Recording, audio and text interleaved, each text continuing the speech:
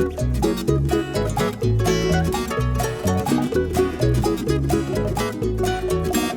everybody, you're listening to the Hisessions Hawaii podcast where we talk about everything local and beyond. I'm your host, John Yamasato, and joining me today is Mr. Kyle Shimabukuro. How's it?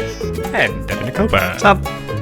Before we begin, let me remind of our listeners that the way they can stay in touch with the show, there is Instagram, Facebook, and Twitter, all at Hisessions. You can go to SoundCloud, YouTube, and Apple Podcasts to listen to the podcast. And of course, you can email us at hisessions@yahoo.com. If you'd like to help the show and get more music on the channel, please go to patreon.com and donate. There you'll get to be more involved with the show and see who and what is filmed. I'd like to thank Jody, who is our new Patreon this week. Yay, Jody! Thank you, Jody. Thank you, Jody. Don't know where Jody's from. Again. Okay. We're having a really long streak of people who I don't think are checking the messages. Oh. But they're still donating to the show. So That's cool. I'm hoping they're we listening appreciate to the podcast. Yeah. But thank you. Thank you very much. And email me for your shirts. Kupukupu Landscaping, Landscape Architects. Thank you. Call Kevin Yokomura, 808-722-8685 for a free estimate if you have any landscaping needs. Or you can go to kupukupulandscaping.com. Of course, Fort Ruger Market, who today, we're filming this on a Friday. Mm-hmm. Friday happens to be Smoked Meat Day. And the all smoked different meat kinds. is quite good. Yeah. It was very good. My first smoked meat, smoked chashu, smoked chicken. Yeah. So they have 3 different types that you can choose from, and all were good. Mm-hmm. You can find Devon at 94.7. You can find Kyle at High Life Clothing. Kumu, by the way. Oh, yeah, Kumu at 94.7. You can find Kyle, highlifeclothing.com. And now we'd like to introduce our guest, Miss Brittni Paiva. Brittni, thank you so much for being here. Thanks for having me. Brittni is an ukulele virtuoso. I should just say music virtuoso, because you don't just play ukulele, right? You play all kinds of stuff. And yeah, thank you so much for coming in. Thank you. We really should have had you play in, but that's okay. Well, they're gonna play out. They're gonna play out. Yes. Oh, okay, well, it's either play out or play in. That, you know. Yeah. But Brittni was one of our first million hit videos. Mm-hmm. I'm watching you. This was a while back. Yeah, I think at least 10 years. Yeah. Are you serious? Mm-hmm. Mm-hmm. Yeah, that's how long High Sessions has been around. We're on year Has it been 10 12 years? Or 13 now. Yeah. We're old. Yeah. I know, man. Were you just a teenager back then? I was in my mid-20s. Really? Wow. Did that. Since she's still young, even after 10 years. Yeah. And the thing is, you were doing looping back then with the ukulele, which that was kind of a new thing, right? 10 years ago, looping? Yeah, it was very new. So I actually kind of brought that, the whole looping thing to the ukulele, maybe in around 2009 or so. And that was, kind of what I started doing, and then other people started catching on to that, so then they started doing it, so yeah. Yeah, I remember Which you being is a nice word to say, copying. How did you go about finding the looping thing? I was a really big fan of KT Tunstall. She did Black Horse and the Cherry Tree, I think it was called. Yeah. So she did that song, and when I watched a video on YouTube, And she was doing it live, she's looping doing everything. it live, so I was like, I need to do that. So I went and bought a looper. Nice. Did it have a kind of learning curve to it, or did you just pick it up kind of right away? I think just there wasn't really a steep learning curve. I think the trickiest part is getting your hand and foot coordination down to start and stop at beat 1. Yeah. Yeah.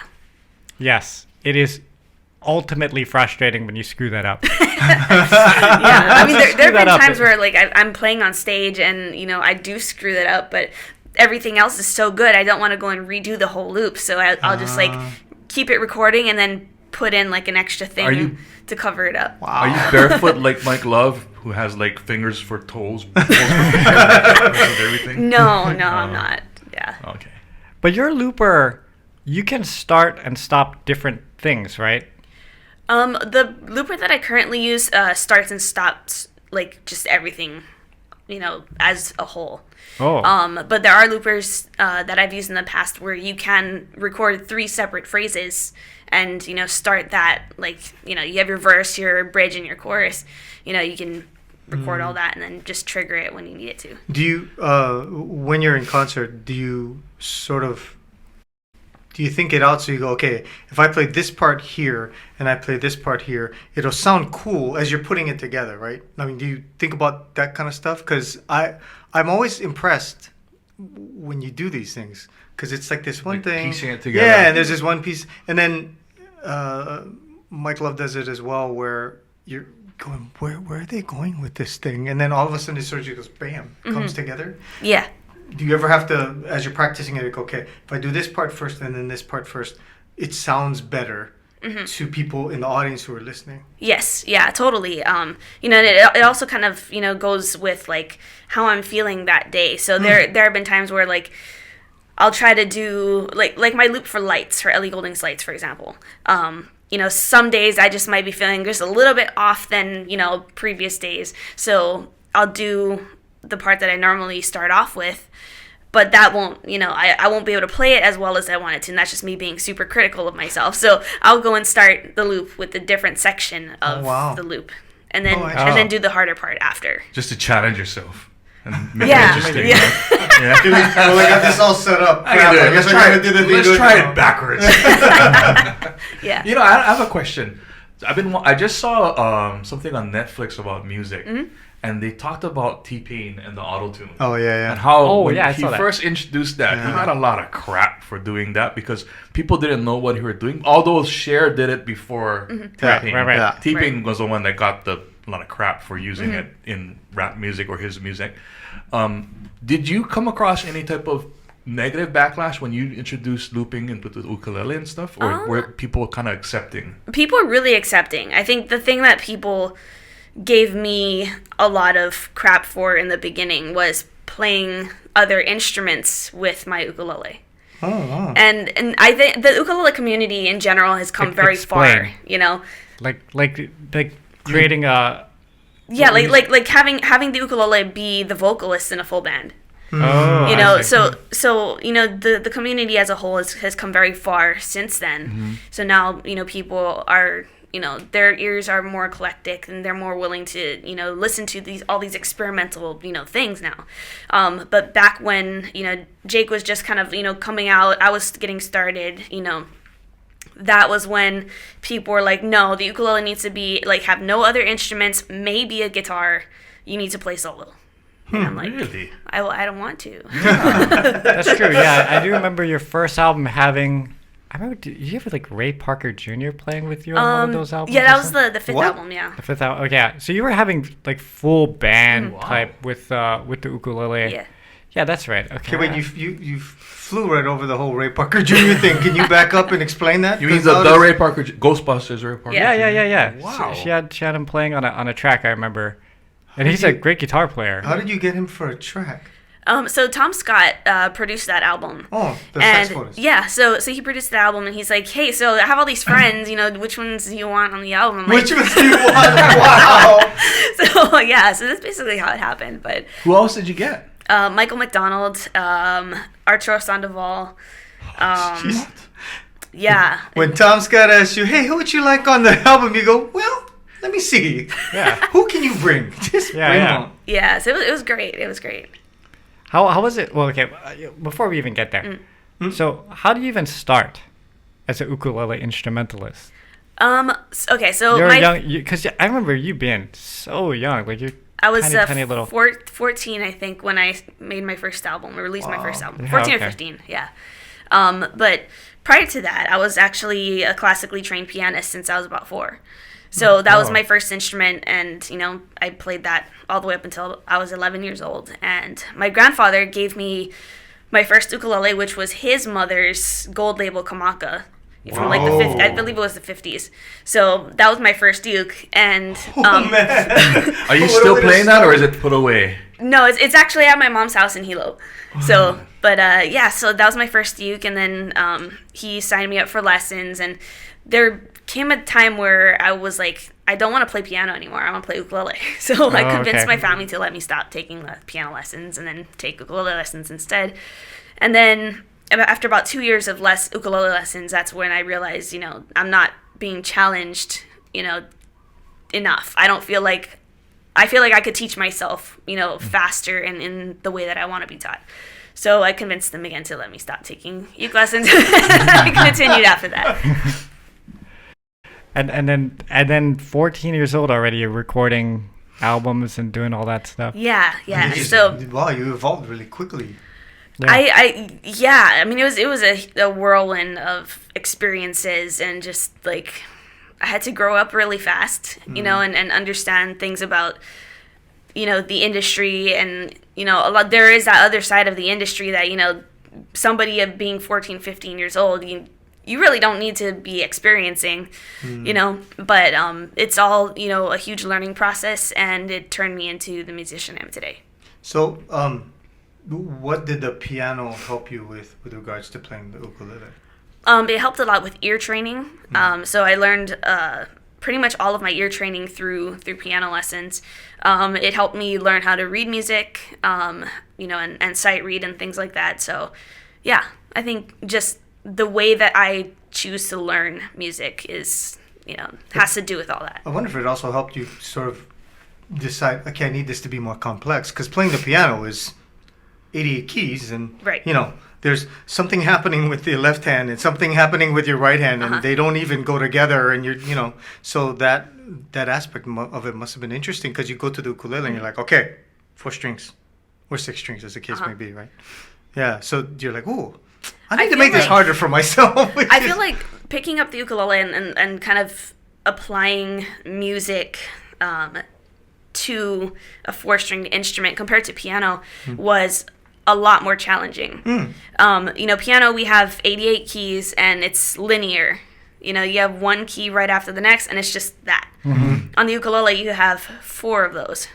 Right. Oh, okay. So, you know, how are you going to sort of convey the same movements and the same melody structures and chord structures that you would hear on a piano on the uke when you have essentially 4 pianos on your uke? Jake says that too. He finds that the ukulele, it's a good challenge because, like, he does Bohemian Rhapsody, right? And how do you take this song and put it on 4 strings? And it's a puzzle. Okay. It's fun for them. In your family, what is the music that they play? Did they play piano, or did they play ukulele too? And you ended up jumping on and learning? Or? I think some of my grandfather's side, my mom's side, they played ukulele. You know, my great grandmother was, you know, pure Hawaiian, and you know, that was her ukulele that I was given as my first instrument. So, you know, there's that. On my dad's side, a lot of my dad's brothers played guitar, and so.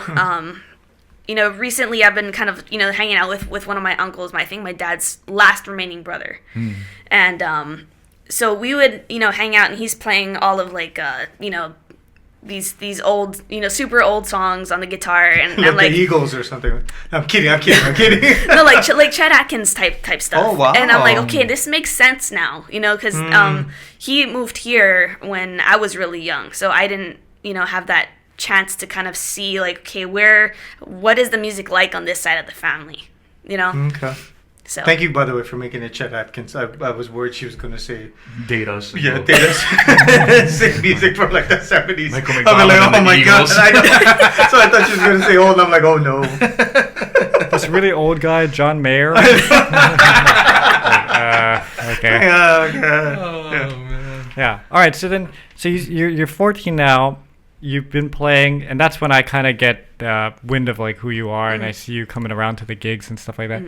So, how does all this stuff with Tom Scott come about, and the albums? And was it just from doing gigs around town and just bumping into people? And yeah, I think it was just, you know, from doing gigs and meeting people in the industry, and you know, the first album. Right before I went into the studio to record that, I was watching the Hokus on TV. And I was like, I really want to be there one day winning an award. So, like, I think maybe a month or 2 later was when I went into the studio with the sole intent of just recording a demo to send, you know, to people. Because back then we still had, you know, labels around and important people that was it early 2000s? Early 2000s, yeah. So that was my intent, and then one of my friends was like, well, since you're in the studio, you might as well just record a full album. So well, yeah, sure. I did 14 songs on that record, and And did that have heavy instrumentation or No, was that I played all okay. 3 instruments on the Okay, album. okay. So, Wow. so that we finished that, and then started selling them at gigs, got them, in Borders and everything, and then the following year, I was at the Hokus winning Most Promising Artist. Wow. So Yeah. Cool. yeah, so after that, it was just through meeting people through the industry, and with Tom Scott, I ran into him at a jazz festival on Lanai. And Oh. that's where he was like, hey, let's do something on stage. So we jammed, and then we talked stories, and then that came that album. Wow. Where's Yeah. your Hoku now? At home. So you know where it is, right? Yes, I have all 3 of them on display. you- Kyle You're has a teasing reason. John by He has a asking that, reason 'cause why John's he's going bringing to- this So up. when we were decorating this, I think I told the story. But when we were decorating this studio, the shelves over here was meant for people to stick, the 3 of us to stick something of our importance. And John had a space, so he went to his parents' house and dug in the closet for his Hoku and found it. I was like, where's the Hokus? And they're like, I think they're in the closet. I'm like, okay. But that's the thing, too. Your parents don't even Yeah. give it any sort of And then thing. when we found it, I go, how come there's a plastic on your name still yet? And it's all like crusted on. You couldn't even take it off. So I was trying to take it off so you can get the nice shine, but No, it that's isn't too- coming yeah, off. it's too So late. Don't get me wrong. it sits here with the plastic still on it. From, what is that, 1990 or something? When did you get that? 99? 99. Yeah, so almost 25 years ago. Yeah, I'm Damn. glad you found it though. Look, okay. I am very thankful, and I feel very fortunate to have won the awards. The way I treat it has nothing to do. I just have this mindset that if I ever feel like satisfied, like I made it with some kind of award or something, that I'll stop working. Like I'll start pushing myself. You So gotta, I dude, try. if you're gonna do that kind of statement, you have to at least give us a qualifying thing, like to all of the voting Hoku members and Yeah. to Why don't you do a the official- committee. do an official apology right this now. Is On behalf this is not a of- kiss ass attempt. Yeah. We are actually. Yeah, go No, ahead. Dan. I'm just saying. I don't. I feel like if I displayed it and made it something like that defined me, then I might stop being creative and trying different things. And I don't know. That's just Well, my. John is an unusual guy. Ask him what he did after he won his Hoku that night. What did you do after you won your Hoku? I went home and I went to sleep. It's just, I mean, Everybody's raging after parties and then they Yeah, won. yeah. He goes home and sleeps. Well, You're such a rock star, John. there were things to do the next day. What you did? I don't remember. She was only like 15 years old, so there Was really it that wasn't good of a so much party? she could do. Yeah. No, I honestly don't remember. I think I might have flown back to Hilo and had a party, like a Yeah. barbecue at the house or Oh, something. yeah, That's yeah, awesome. yeah, yeah, Because yeah. I won the one in 2005, and then I won 2 more in 2013. Mm. So I think after that one was when, I had like a barbecue at the house. Do you find your appreciation of other forms of music help you with regards to not just writing but performing and everything else? Because you said, I mean, working with Tom Scott, I was wondering, as you were playing your songs, was he like, okay, you can jazz this up more, maybe try these, not techniques, but maybe try these soundscapes Right. to make it sound a little bit different? For Is that sure, what- yeah. Doing that record was pretty much like my first experience being in like a jazz setting. Yeah. So I didn't really know what to do most of the time. So I had to study like, okay, why do people play these scales? Like how do I fit them in what I'm recording now? Right. I got to give Brittany props because, I'm guilty of this too. Like when she came out and when Jake started doing his stuff, I was like, what the hell? Like, not ukulele. In my head, I'm thinking that too. Like, but they had this vision to see beyond Hawaii. Yeah. And Yeah. how this thing could work in the whole world. Yeah. And so I mean, good on you to you. kind of think beyond. Yeah. What the instrument, how far you can stretch expanding it. expanding the form. I mean, of I remember it, yeah. seeing Jake plug in with a distortion. Uh-huh. And I was like, Yeah. this is something that nobody has heard before. You know? Making But- it sound like a guitar. Yeah. Right, Yeah. So I mean, you gotta kind of experiment and go out of your comfort zone, because sometimes it's not gonna work, but that doesn't mean that you're done. You can always pivot back and go back and forth between what the traditional is and what your brain is telling you works, right? Right. Is there anything new that you've been experimenting with sound and the ukulele? Was she Speed metal. was she, I actually did learn. I did learn Cliffs of Dover on the uke. Oh wow! And Du Eric Hast. Johnson Yeah. and Rammstein. Yeah. Oh my goodness! You don't know who that is, do you? I know who Rammstein is. I don't know who it is.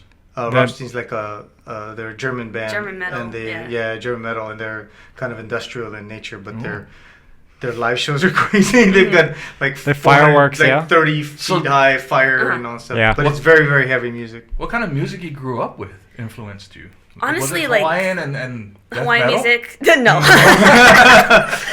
Hawaiian music, classical, so stuff like that. I grew up in a very religious household. Oh, okay. So so I wasn't really allowed to listen to like pop and things like that. I had my ways of listening to it though.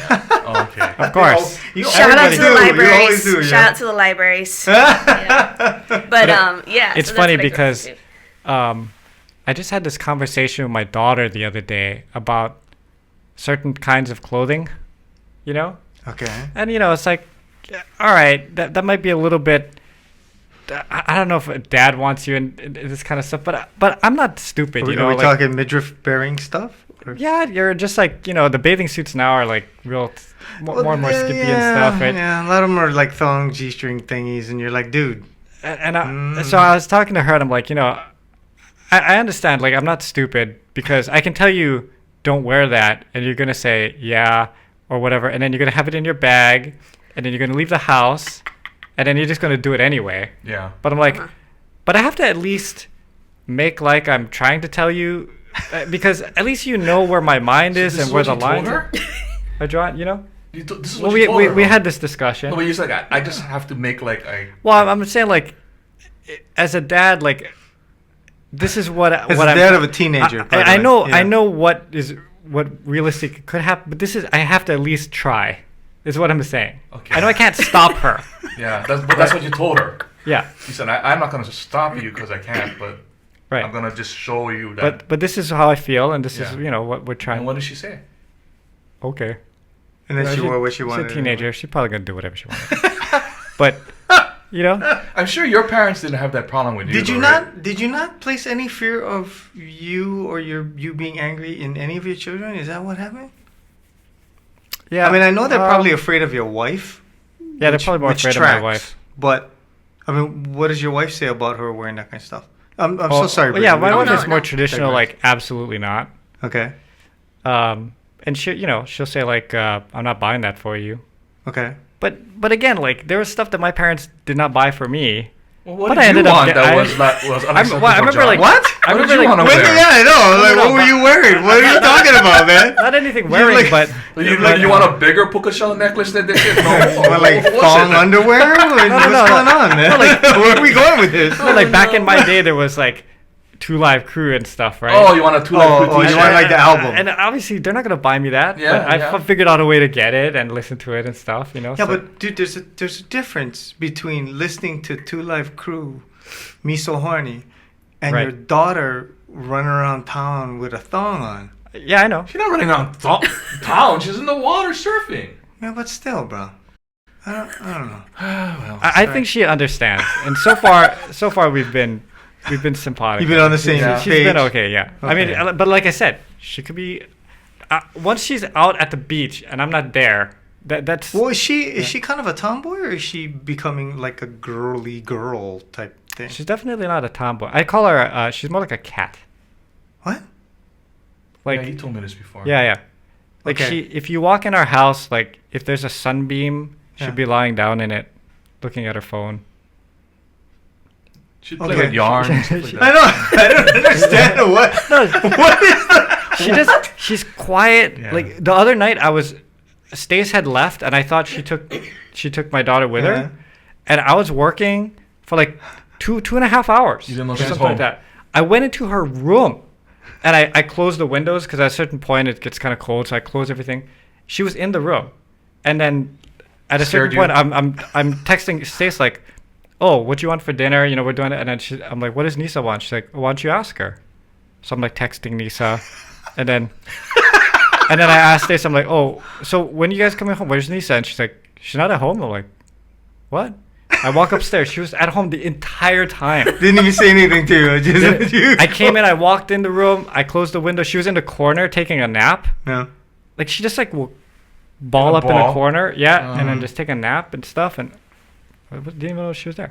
Okay. So she's a Very cat. interesting. This- She just sneak up on you and scare the crap out of you. Every once in a while, she'll come downstairs, get something to eat.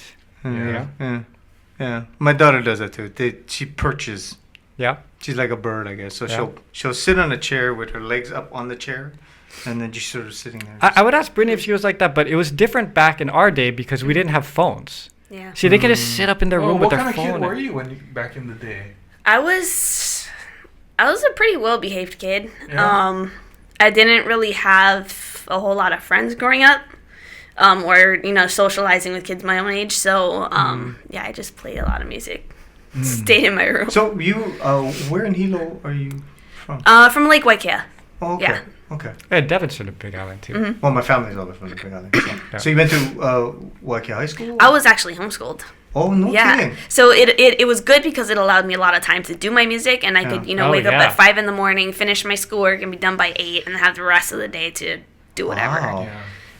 Yeah. Were you into like fishing and stuff like that? Oh too, yeah, or- yeah, okay. yeah. My dad and his whole family were all into fishing. So You know how you use them conventional reel and throw them out then? and yes, stuff. yeah. There you Wow. go. So every time my girlfriend and I go back to the Bay Island to visit, Yeah. we go to the break wall and we go fishing. Oh, all right. We have our own like pole setups down there. So music, fishing, Music, fishing. hanging out KTA.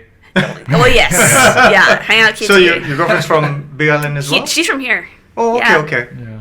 Wow. So did you have to teach her all that stuff? Because, townies, like Hilo. She knew a little bit. She knew a Oh, little bit. So okay. I taught her how to do the knot. You wrap the thing around the hook and you pull it. Okay. Yeah. And she but- can throw on a conventional reel too. Oh yeah.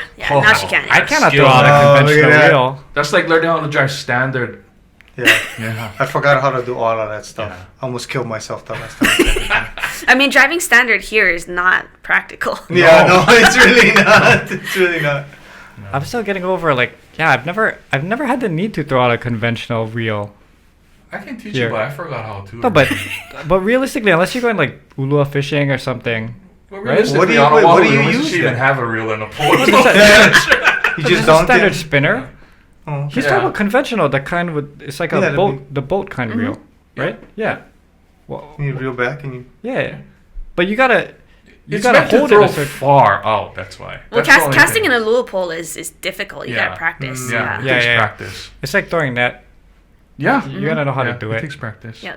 But all I'm saying is that I was always going for tiny fish, like Bamboo small pole kind. Yeah, so Yeah. I never need. Shrimp. You know why? Because you live California in shrimp, Hawaii, bamboo bro. pole. Yeah, You live in yeah. Hawaii, and you go fishing. You go catch small fish. Yeah. When you live on the Big Island, you can catch big That's- ass yeah, fish yeah. offshore. Yeah, you'd So be it's deemed a different bait deal. catcher if you were in Big Island. That's true. Or a little fisherman. That's true.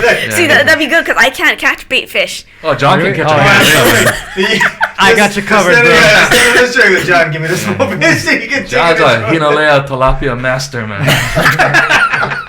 The baby kind. Yeah. Yeah. Yeah. Oh, that's good. So the other thing that was a big point in your music career, I know, was meeting Carlos Santana. Mm-hmm. Oh man. So how did that end up coming about? That was like the highlight. Like my goal was to play with Carlos Santana on stage. So when I found out that he was going to be here for his first stop of his tour, I messaged his manager, who I was in contact, off and on throughout the years. And Not in a stalkery way. No, yeah, in a business way, yeah. So I emailed him, and he said, yeah, actually, I can get you backstage to hang out with Carlos before the show. So I'm like, Wow. okay, cool. So he, told us, like, okay, so show up at the gate, at this time, this person will take you to this person will take you to this person. It's like a whole chain of security. Oh yeah. And so that's what I did. And so I brought my uke with me because I had just gotten my custom kamaka that morning. Wow. So I thought, I'm going to bring it. and I want him to sign it because that'd be like the perfect christening for that instrument. Yeah. Never got it signed, but it's okay. So, we were backstage, and he's like, "Hey, do you know how to play, any of my songs?" I'm like, "Yeah, I can play Europa and Samba Pati." So I played Europa. Then he asked me to play Samba Pati, and then he, at the end, he was like, "Do you want to join us on stage?" I'm like, Oh, that's awesome. Yeah, I can do that. so I actually found the video of that moment where he asked if my ukulele can plug in and that I'm going to join him on stage. So that's on my Instagram. So sold out NBC Arena. Sold out. Yeah, the Awesome. Blaisdell. 20,000 people. And how old were you? I was 20. Wait, how old am I? 20. I was 24. 24. Yeah. Were you that's- nervous? Okay, so they put me fourth row from the stage, center stage. So you could walk up. So I was like literally right there. I don't remember the entire first half of the show. You're too nervous. All I remember was picking up my hand and it was just shaking, and I was just Man. so zoned in on that nervousness. And so Carlos said, my guys are going to come get you about 30 minutes before you come up. So I'm like, okay, great. It was 30 seconds. So his guys come, and signal me to go out and then into the back. So I'm rushing with them to the back. They put me right behind the drummer on the drum riser. And then he introduced me up on stage, and then we played Samba Pati. Nice. Who were you sitting next to? Your family? Yeah. Did you surprise them, or did they know that you were going to get called My up? mom knew because she came backstage, yeah. Oh, okay. Wow, they must have been so proud to see you do that. It was crazy. It was the most liberating experience. How many I think. people can say they did that, I have to admit something. I was at that show. Really? Oh, yeah? I don't remember the show at all. I'm so sorry. Were you Because she's emceeing or talking about it. something? No, I'm a Santana fan, but I was at that show. You And smoking so, too much and that so night while or she's something? telling the story, I'm like, that's right. She came out and, oh yeah. I don't know what it is. I think I've seen too many rock shows or something. Devin But- goes to but like I- everything. But I do, yeah. I mean, they were fantastic. I mean, Carlos was in because his wife was playing drums. His wife joined him on I think a couple Yeah. songs. Was yeah. that the Supernatural tour? No. No, This is before that, I think. no, it was after. Was it that. after? Oh, Yeah. okay. Because it was because he went the last time that I saw him was at it was a private event because he hadn't come here to play Yeah. in a while. He like Oh, yeah. people pay him tons and tons of money, and then he comes in and he does a private show and he So leaves.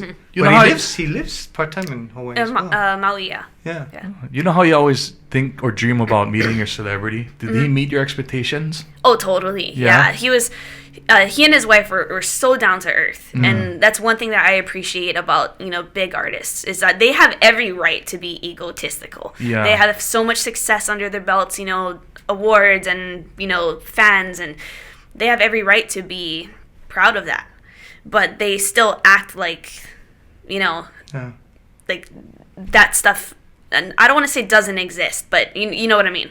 They still act very humble, and I appreciate that Yeah. a lot. So, prior to me playing for him backstage, he was, just talking about my music, like where do I see myself as an artist, Wow. giving me advice for, being in the industry.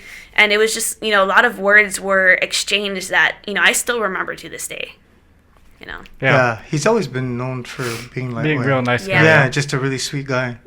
Yeah. Yeah. What's funny is we have questions from our Patreons. Oh yeah. And one of Sorry. them was that. Oh, so, really? But the Was it person who Santana wrote in, thing? he said you played on February 26th, 2013. Yes. That was the exact There you go. date. Wow, that guy remembers. See, that's why it was 10 years ago. I started remembering. Yeah, Yeah. 10 years ago. Yeah. But that was, it was an amazing concert. Yeah. Yeah. Okay. So let's do some of these. So another person writes in, congrats on your recent addition to the Kanilea ukulele list of artists. Thank you. Without getting too personal, they're just curious as to how these type of endorsements work for ukulele artists and things like that. You don't have to tell everything, but I think everybody here in Hawaii are, we're all like family. So whether you're, a Kanilea artist or, Kamaka artist, everybody is there. We're all friends. For me personally, I, at this stage in my career, I want to play an instrument that I can personally relate to from a craftsmanship level. And I can feel everybody's personality that goes into the instrument when they're making it. And playing the Kanileas, having worked at the ukulele site for and doing podcasts and sound samples and playing hundreds of ukes that come through, that having that experience and playing, all these different Kanilea that come in, it's just each one has a very strong energy. By the way, shout out to the ukulele site. Yes. If you ever get a chance, check them out. They have their own YouTube channel. Good stuff. What is their channel called? Called the ukulelesite.com. Okay, thank you. Makes sense. Yeah. So it's just just a site for ukulele players. Well, it's tied into maybe you can explain better. Yeah. Sure, it's tied into Hawaii Music Supply, which music guy Mike back in the day he started, and started off as a music store out in Haleiwa. So Andrew Kitakis took it over, and now they sell ukuleles worldwide. So Oh wow. They also record live music there, right? Too. yeah. That's what it is. Yeah. So they've had me on. Hey. Good for Probably, you. probably the lowest viewed episode, but I was there, and then Brittany's there, and the hosts are Kalea and Corey play along with. Oh with yeah, all the okay, hosts. yeah, I saw that Yeah. before. Yeah. So that's always great. yeah. The only thing is, man, Kalea works there now, and we had a gig. I had a gig with him on Monday, and so we had to rehearse. But because he works there, he's like, It's really far for me to get to yeah. rehearsal. So all of us went out to Haleiwa and met him, Oh, bro. which actually turned out to be a lot of fun. Isn't that like the nice yard that you guys? Yeah. Yeah. So anyway, okay, sorry. Continue on. Kanilea. So Kanilea, just for whatever reason, like the energy from each one that I played over the years, just it stuck with me. And so when I had the opportunity to work with Joe and Kristen on an exclusive level, and just to know how excited they were to be working with me, it's like, okay, yeah. Okay, can you show us the ukulele and tell us about it? Sure. It has its own story. It's not a custom yet. Yeah, that's my foster child. Oh, okay. Yeah. Well, show us the foster child. Sure. Let's see what we got. Okay. And the last question after that it's beautiful. has to do Wow. with hardware. Sure. So we'll go through that after. But okay, we have to talk because some of our audience is just listening. So why don't you describe the ukulele as well as hold it, because the people can see online. They are working on an anniversary one I saw recently. They posted. just released it. Yeah. Yeah, like had sterling silver in it or They're- something. they're Holy silver, smokes. yeah. Yeah, it's like crazy. Yeah. John, buy one. I gotta buy one of those now. Yeah. I had a chance to play it, and that uke. I don't even it's have for sale words. now? Yeah. I don't even have Well, words. well, They're John's only making gonna- so many of them. Yeah, yeah. So, You gonna buy it right now? John, you're gonna buy one right now. Those are the kind I like. yeah. Okay. So anyway, so this uke is their KPAT premium model. It's made. There's a little bit of curl in this koa here. I just think Kanilea's choice of wood is just like, yeah, they have some of the most beautiful wood I've seen. Yeah. So it's cool all the way. Koa all the way around. Wow. The neck is mahogany. The fretboard is of course ebony. So is the bridge. And then there's the abalone rosette around the sound hole. So, yeah, it's beautiful. And that's the foster child. This is my foster child, yeah. So when you were designing your own, were there specific accents you wanted added in? Or is there going to be? So what had happened was I created a whole list of specs first, like right after I started working with them. I created a whole list of specs that I wanted, and then I realized maybe I want something more unique. So I told Lena, don't have them start that yet. I think I'm gonna select my wood first and then go from there. Oh. Yeah. So I'm gonna be doing that in a couple days to select my koa and things like that. Wow. Is there a specific type of koa you're looking for when you select it? I'm a traditionalist. I love curly koa. But I kind of want something that's gonna be visually just like mesmerizing. Yeah. So I kind of have an idea of what type of koa that I'm gonna go for. Kanilea is also really known for using the sapwood. So sapwood is actually, the really light tones. I don't know if there's much on here, but it's basically, having your typical dark brown, koa with this really light, white, sort of yellow, cream colored. That's the sapwood part of the koa tree. It changes the tone of the ook. Not in a significant way, but visually it's nice. Yeah. So. Wow. Okay. I can't find it on here. But, Sold out. I think you can get somebody who can hook you Yeah, up. yeah, You can talk to somebody, I know. I'm looking at the website now. I didn't realize they have You a got Willie one of the- K design one. You And got They one of just the team came out with writers the- over here sitting next to you on your right, Yeah. so maybe you can. They just came out with the Kelly Boy version. really? Oh, Yeah. nice. And they have an Aldrine Guerrero one too. Yeah. I love Aldrine. I love that uke. Aldrine Anytime one? I go to the store, I play that uke, and it's just great. all right. Yeah. Yeah, I feel like I may.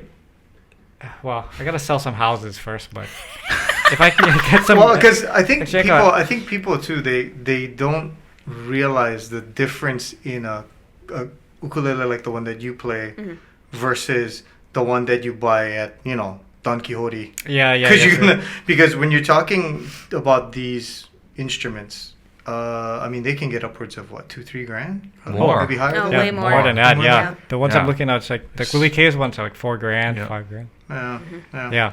It's funny, John, because you look at these collector ukuleles and you purchase some in the past. Yeah. But when it comes to guitar, you buy the same guitar over and over. And you're a guitar player mostly. I know. Yeah, that's So true. what do you do with your ukuleles, like the limited edition stuff I that just you put buy? them under the bed. Why don't you hang it up on your wall or something? Well, put it in because a case. I have kids, man, and not only Make it that, high enough so they can. I have a touch boy It. who likes baseball, Oh. yeah. No, so those- there's balls yeah. flying all around the house. Yeah. Yeah. So Is that what the gray hair is from? What do you eventually want to do with those things? I don't know. I just like the idea of having some kind of collectible. Yeah. It's fun. I mean, I like to I like investing and buying. So it's just a different. I don't know. You have a Kamako one, right? Like the anniversary. Yeah, I have the 100th anniversary one. anniversary Kamako one. That was the one that I bought. Yeah. But now that I got that one, I kind of like all these limited editions. It's like but I don't want to go too crazy with it because I only got so much space Dude, in my you're house. thinking about buying a $5,000 ukulele. I'm thinking Yeah, but it kind of only over the edge already. But it only right? goes up from there, right? It appreciates Yeah. and becomes Yeah. a collectible kind of thing. Yeah. Like I don't even play. buy one, Kyle. I don't even play ukuleles, but I have a bunch of G-string ukuleles because I knew Derek from back in the day. Yeah. I don't even know how to play ukulele. I just I keep it know. and look at it. But the one we got for Alex's wedding, I just keep that in a case and put over Yeah. there. So I'm like, oh, G-string ukulele. Yeah. Because Yeah. they don't even make They them. don't Yeah, even make you'd be them anymore. surprised Yeah. how much I think is worth now. Really? Oh yeah. Yeah, they've gone up a lot. A in lot. price. Yeah. Wow. Because like just think about a regular ukulele. Back in the day, it was like $300 for a concert size ukulele. Now you can't get one for $300. I mean, you can, but not a Kamaka like. You're gonna have to retune it after every song, kind. Yeah. Yeah. Well, I take that. I mean, you can because what's happened is like there's so many other companies that make ukuleles now. Now they have like even Koaloha has the Koalana brand, which is good. It's a good ukulele, But I'm talking about like a Koa. Yeah. Yeah. Custom. Gonna be nice. Are there any on your custom ukulele? Are there going to be any accents, any specific? You know what I mean? Like on the fretboard, you're going to put something, or Do you have a Yeah. logo? I like to have my name on the fretboard. So it's just I'm trying to decide like what material do I want Right. that. Yeah. So I've done wood in the past. When I worked with Koaloha, I've done mother pearl. With Kamaka. So yeah, I kind of want something. I kind of want this uke to be reflecting on who I am as a person. Taking woods and materials that I can relate to, that I can identify with. And do you like a specific kind of pickup, or? Pickups, I don't know. It's a tricky subject because I like a little bit of everything. So it's Okay. yeah. Cool. If Devon had a choice, he could put ice cream, have his name written, and ice cream is sealed into the Pizza. pizza. Pizza. Yeah, I think I'd rather pizza. I'll do poke. Yeah. Yeah, or Taco Bell. And then there's Mexican pizza. tuning tuning things would be made out of Kabi bone. Yeah. From Helena's. The bone The bone from the Kabi would be like your tuning. Okay. no problem. Let's also the other. Sorry, one other okay, go ahead. quick question. Is there a reason why you go with a 4-string and not a 6-string or something higher? Is it because of the picking? I do a lot of fingerstyle work, so 4-string is definitely easier. Some people like to have 5-string, like Tamane has 5 strings, and she doubles up the low G and the high G. So that kind of just adds more punch on the low end. But I'd rather stick with the 4-string because, yeah. Oh, man. Yeah, so we did a gig with, I did a gig with Kanilea, Iron Mango on Monday. It was a corporate thing. And then they also had Taimane there. She went before us. I'm like, dang it. Why we gotta follow her? Follow her, man. Yeah, like, she's rough, dude. She's full body ukulele player, man. The thing about Taimane is she commands attention, right? Because the look is there, the energy is there, the playing is there. Like she's got everything going on, right? And then John walks up. Hi. Yeah. Exactly. That's exactly what happened. We're gonna be with you for about 45 minutes. Yeah. Hope you enjoy it. We're Iron Mango. Exactly. And I was like, Thank dang. you. Here's another. Thank you. Here's another song. Yeah, she was so good. But okay. So let's get to this last question here. Okay, so it basically is asking for your setup. Like, what kind of pedals, hardware? What do you use when you're doing a live show? I'm sure it changes, right, from gig to gig. Yes, yeah. But what's your typical setup? My typical setup is going from my uke to so I used to use the Boss ME70 for looping and some like reverb and effects and stuff. That recently died. And that was the one that I used, I think, the first time. Okay. So that was 10 years old and it had a nice run. So then I go from that to the LR Bags DI, Venue DI. Right now I am trying to figure out like a better setup. Whatever Brian Tolentino uses, that's what I like. Oh. I just did a thing with him last night, and he has this one DI, the DW Fern passive DI, and I've been on the hunt for that because it sounds so good. Oh, really? And so last night after the gig, I went on his pedal board and I just took it right off and I ran with it. And then I got told to put it back because there's something rattling inside. Oh. But so then he saw me with it. I was like, "Is it supposed to do this?" And he's like, "Yeah, I just took the feet off the thing, so all the screws are inside." I'm like, "Oh." Do you take a battery with you? A lot of people have been doing that lately. I like to use just full power. Okay. Yeah. Like all these guys now, they have these like battery packs that are on their pedal board. Oh, really? So that way you don't have to plug your stuff, because a lot of those pedals are powered, right? Yeah. So you normally got to plug somewhere. Yeah. Which that technology has changed too, because back in well, I don't know, my day, I guess, you barely ever find like plugs on stage. But now there's plugs everywhere. But like now you can go to Costco and buy that little Duracell generator, battery. I think it's so easy. But even like, the wires that run to the speakers, like if they're longer than 10 feet, they'll have a plug tree in the middle of them. Right. Yeah, because you lose the effectiveness of it. Yeah. The so longer the run is, yeah. Yeah. So every so often there's plugs all over the place on stage now. Nowadays. My thing that's been interesting to see is that the pedals now are like this big. Sorry, I'm holding up a small like a TV remote control, yeah. But they're tiny now, right? So when you guys get out there, I remember before it was people would bring out, pedal board coming out, and it's like a foot and a half long. It's got wood attached to it. It's like you put down this thing and then like Mike Love kind pedal board. Yeah, like Mike Love kind pedal board. And you go, holy crap! And now guys walk out, they've got this tiny little box, and they put the box out and open it up, and there's like 12 pedals in a small little box. Yep. And it trips me out. You gotta have small toes though to kind of press on the button. Yeah, that's true. I mean, it helps. However, now you have like 6 pedals, but they're all like tiny, and unless you have them on a board, you're just like carrying like this whole bunch of stuff. Yeah. So you still need the board, which makes it about the same. Yeah. So you're running a DI LR Bags DI effect pedal. I use delay and reverb. Delay and reverb. That's it. So I like my tone to be pretty pure. Yeah. Yeah. Yeah. Everybody kind of they all go their distortion and whatever, and then they come back to. Did you ever fool around with the vintage kind of pedals? Oh yeah. I remember there was like a whole setup at NAMM some years ago, and just listening to everybody kind of playing, like picking up a guitar and like playing through all those pedals, and then me with my uke plugging in. It's so much fun. Check this out. Yeah. So what is the future looking like? What are you up to now? I know you're doing a lot of production. So I've been kind of transitioning into doing more music production. I'm still performing and things like that, but so I'm doing a lot of audio production. I've done some work for a rapper in Atlanta. I did the Mary Monarch Fashion Showcase last year, the theme song, and just kind of like all the commercial spots for that.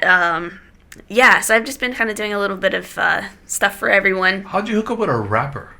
He actually messaged me on Instagram, just out of the blue, and he's like, "Hey, I saw that you do production. Do you want to be a part of my project?" I'm like, "Sure, let's do it." Yeah. Wow. Yeah. Brittany's good like that.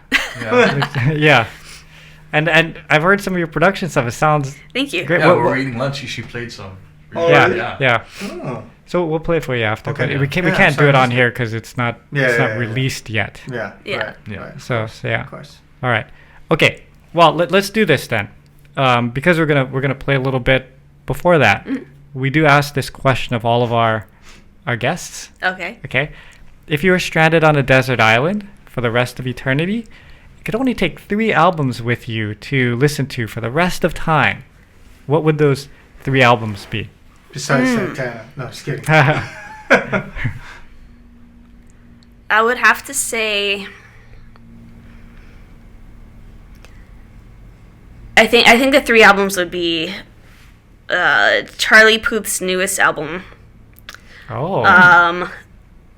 I want to say it was, I can't remember the actual name of the album, but Above and Beyond's Group Therapy, one of their group therapy albums, and Above and Beyond's Acoustic 2. Oh, Above and Beyond. So that's your group then. That is, yeah. Huh. Okay. Are you familiar with No, Above and I'm Beyond? not familiar. What is Above and Beyond? Yeah.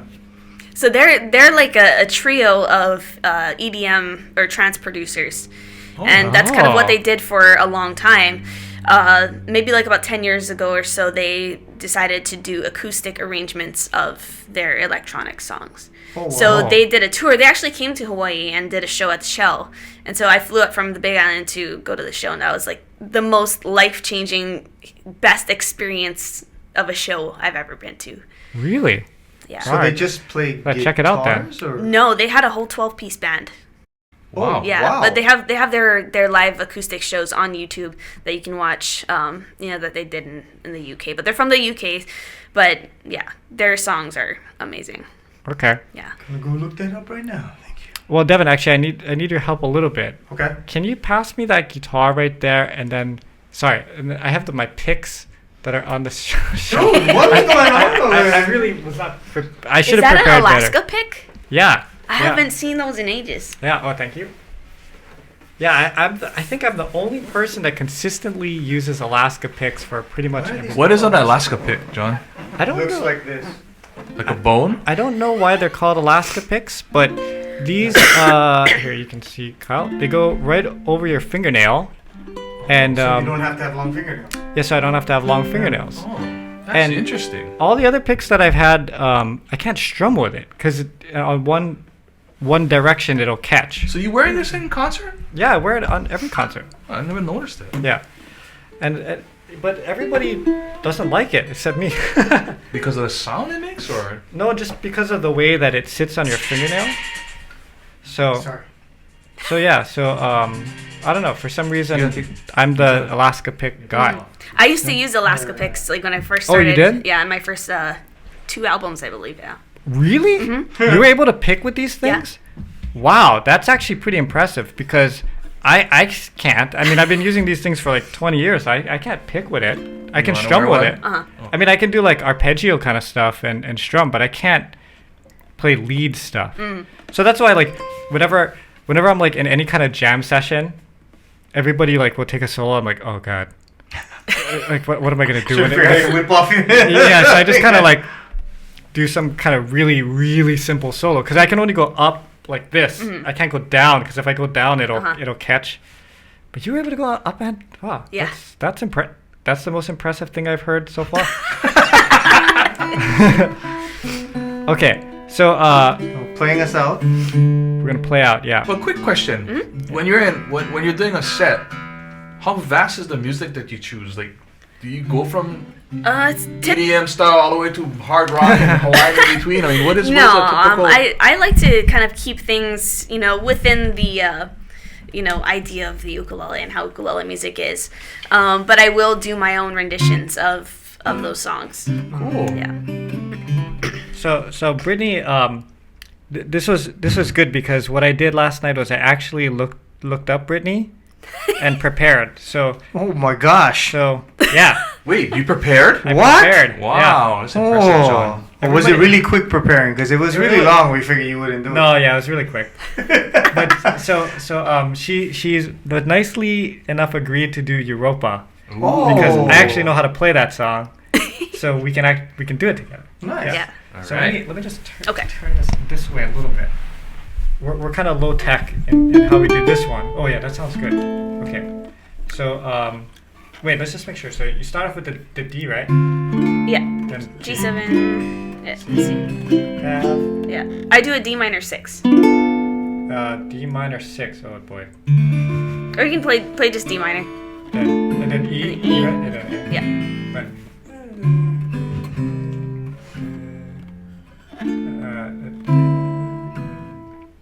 Okay.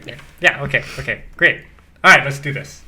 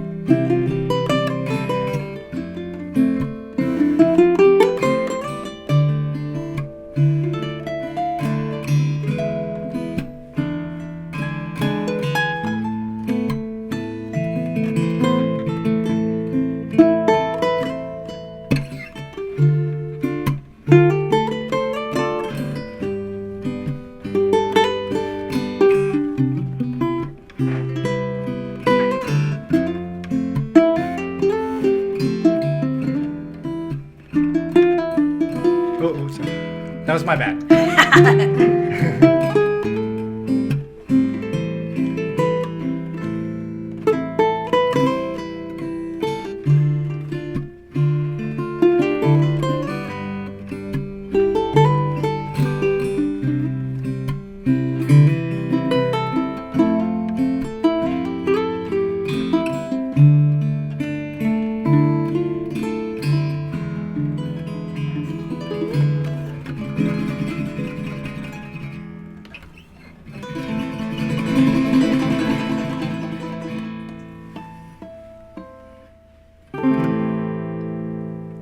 All right. Nice. Very nice. I noticed you don't have a thumb. You're just playing with your thumb. Yeah. Just your straight thumb. Wow. Is that how you normally play? No, I actually use the thumb pick. Most you of have the a time. thumb pick Yeah. most of the time. So, but I've been kind of like in this weird phase, like using picks, using nails, and just using my thumb. I've been really admiring the flesh tone, for songs like that. Yeah. Okay, wow. Man. That sounded great, man. Yeah. Thank you. Can you please play one more? Okay, let's do something where Devon can play us out. I'm not gonna play it out, but No, you're gonna hit that thing, right? I don't know. I want to hear what you guys do first. Okay. I wish I brought my shakers. I was like, oh man. Oh yeah. Just interpretive dance. No, that's you. Okay. We'll do something real simple. So it's just G and C. Okay. We're gonna do some waiting in vain. So Devon can play along, and then we'll this will take us out. Okay. So it'll fade. Oh, you know what? I'm just gonna use this. See, look at me, prepared. I know, it's amazing. Capos are a lifesaver. Yeah.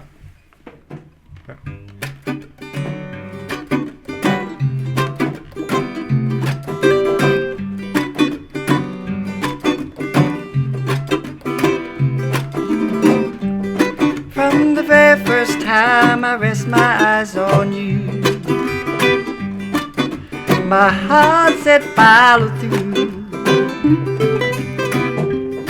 But I know now that I'm way down on your line, but the waiting feels fine. So don't treat me like a puppet on a string. No, I can do my thing. Don't talk to me as if you think I'm done. I wanna know when you're gonna come. Yeah, say I don't wanna wait in vain for your love. I don't wanna wait in vain for your love. I don't wanna wait in vain for your love. I don't wanna wait in vain for your love. Can you do solo?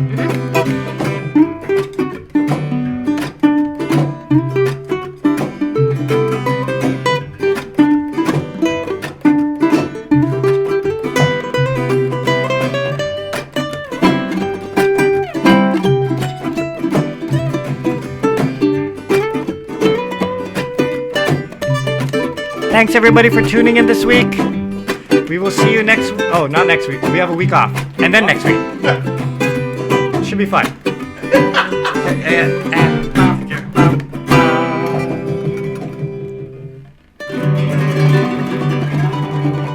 Thanks, Brittany. Thank you. Always good to see you.